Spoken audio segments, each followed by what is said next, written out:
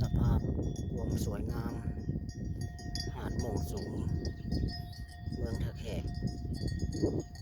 เขตขมวนบรรยากาศยามแรงๆประชาชนมักลงมาหาปลา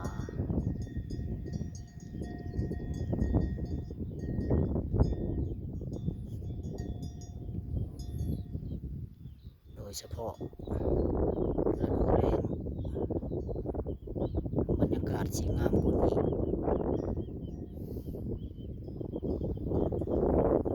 นี่เข้าสู่ฤดูเดือน6น้ำคลองขึ้นนี่แม่นประเทศไทยจังหวัดนครพนมทางพังขัว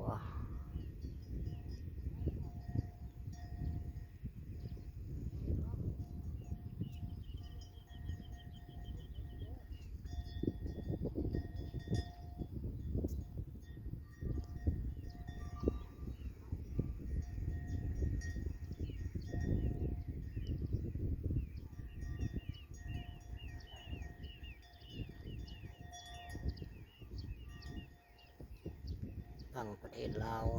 มีภูเขาสลับซับซ้อน